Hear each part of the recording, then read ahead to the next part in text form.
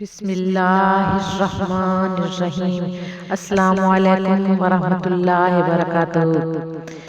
جنید جمشید 3 ستمبر 1964 کو کراچی میں پیدا ہوئے۔ ان کے والد جمشید اکبر خان کا تعلق خیبر پختونخوا کے علاقے نوشہرہ سے تھا، جن کا اب انتقال ہو چکا ہے۔ وہ پاکستان ایئر فورس کے ریٹائرڈ افسر تھے۔ ان کی والدہ نفیسہ اکبر خان برطانوی راج میں 11 توپوں اسلامی ریاست لاہوروں کے نواب کی پوتی تھی۔ جنید جمشید کے رشتہ داروں کے مطابق وہ اپنے والد کی طرح ایئر فورس کا حصہ بننا چاہتے تھے، لیکن پھر انہوں نے اس کے بجائے لاہور کی انجینئرنگ اینڈ ٹیکنالوجی یونیورسٹی میں داخلہ لیا اور وہاں سے 1990 میں میکینیکل انجینئرنگ میں گریجویشن کی۔ سب جانتے ہیں کہ 2002 سے پہلے وہ ایک رنگین مزاج، آزاد اور بے فکرہ گلوکار تھا۔ اللہ نے آواز اچھی دی تھی، اچھی آواز اور گلوکاری کے فن میں اس کو بے مثال شہرت دی، اور یہ شخص کچھ ہی عرصے میں کروڑوں میں کھیلنے لگا۔ کہتے ہیں کہ گانے کے لاکھوں روپے لیا کرتا تھا، لیکن اس کے قلب میں غفلت اور بے دینی کی خاک نیچے کہیں ایک چنگاری دبی ہوئی تھی۔ یہ چنگاری ایمان اور حب رسول صلی اللہ علیہ وسلم کی چنگاری تھی۔ اس نے اپنے ضمیر سے پوچھا کہ کہیں میں اپنے فن کا غلط استعمال تو نہیں کر رہا ہوں؟ ضمیر نے جواب دیا کہ جنید، تو ٹھیک سمجھا، تو اس فن سے تو دوزخ کما سکتا ہے اور جنت بھی۔ پھر تجھے اللہ نے اس نعمت سے نوازا ہے، اسے اس کے رسول اللہ صلی اللہ علیہ وسلم کی محبت کے لیے وقف کر دے۔ آخر اس کروڑ پتی بلکہ شاید ارب پتی نے فیصلہ کر لیا کہ اب وہ اللہ اور رسول اللہ صلی اللہ علیہ وسلم کو راضی کرے گا۔ اس نے کروڑوں کی آمدنی کے ذریعے کو خیر آباد کہا، جانتا تھا کہ اس کا یہ اقدام اسے مفلس کر دے گا۔ اس فیصلے کے بعد کسی بڑی کمپنی کی طرف سے اس کو کئی کروڑ روپے کی پیشکش ہوئی کہ اس کے لیے گائے۔ نفس کی کشمکش ہوئی، کروڑوں کی پیشکش ٹھکرانا آسان نہیں ہوتا۔ آخر اس کشمکش میں نفس غالب آ گیا اور وہ اس کمپنی کے دفتر میں پہنچا اور غالباً کمپنی کے کہنے پر داڑھی بھی منڈوا دی تھی۔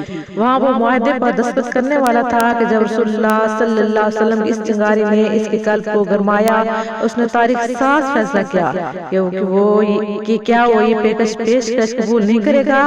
آخر ضمیر نفس کی جنگ میں اس نے نفس کے خلاف جہاد کیا، جسے حدیث میں جہاد اکبر فرمایا گیا ہے۔ یہ جنید کی پہلی شہادت ہے۔ اس سے پہلے مولانا طارق جمیل صاحب سے ان کا تعلق ہو چکا تھا اور غالباً انہی کے توسط سے عزیز مفتی محمد تقی عثمانی صاحب سے بھی اصلاحی تعلق قائم ہوا اور ان سے مسلسل رابطے میں رہے۔ تبلیغی جماعت سے تعلق بھی مولانا طارق جمیل صاحب کے ذریعے ہوا۔ اکثر و تبلیغ کے لیے جماعت کے ساتھ نکلتے تھے۔ جنید مرحوم نے اپنے نفس کی اصلاح کے لیے مولانا طارق جمیل صاحب اور مفتی تقی محمد عثمانی صاحب سے اپنے تعلق کو بڑھایا۔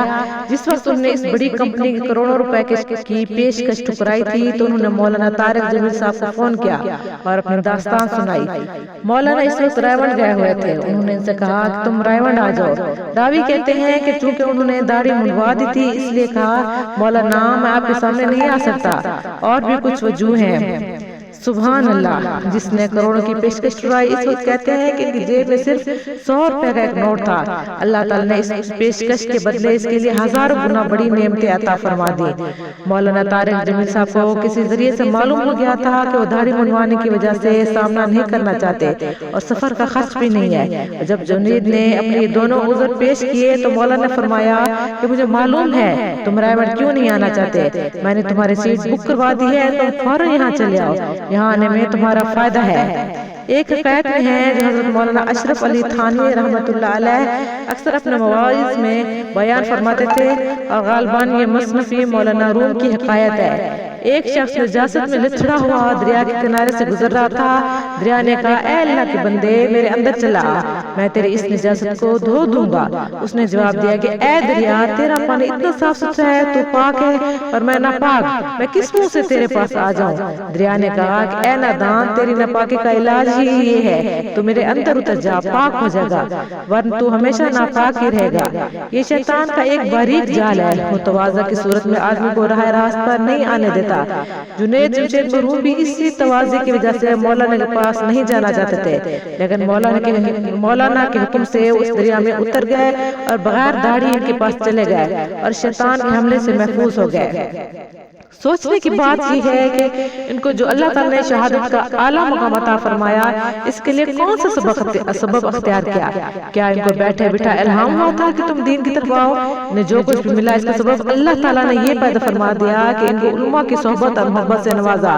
हिदायत का मामला अल्लाह ताला ने किसी के लिखे पढ़े होने या मालदार होने या खानदानी शराफत में नहीं रखा था।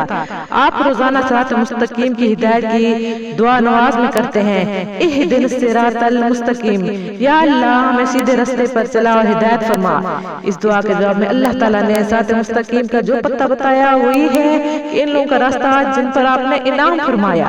इसको दूसरी आयत में वाज़ेह फरमा दिया कि ये इनाम याफ्ता लोग अंबिया अलैहिस्सलाम है, सिद्दीक़ीन है, शुहदा है और सालिहीन है। खुलासा ये, हिदायत ना किताबों से हासिल होगी, ना तकरीरों से, न ज़ाती सलाहियत से, न किसी फन में महारत से। जुनैद जमशेद मरहूम को भी जो शहादत हासिल हुई वो उलमा की सोहबत ही के इत्तिफाल से हासिल हुई। हम शहादत सिर्फ इसी को समझते हैं कि कुफार से जंग करते हुए कोई शख्स अपनी जान दे दे। अगर गौर किया जाए तो इस शहादत में भी अव्वल तो सोहबत रसूल सल्लल्लाहु अलैहि वसल्लम असल सबब है, और दूसरे दर्जे में नफ्स को मारकर अल्लाह की रज़ा के लिए जान देना है। ग़ज़वा उहद में हज़रत हमज़ा रज़ियल्लाहु तआला अन्हु का मसला किया गया और भी बाज़ सहाबा के लाश के टुकड़े किए गए। जुनैद जमशेद को भी ये एजाज़ हासिल हुआ कि वो टुकड़ों की सूरत में अपने रब से जा मिले।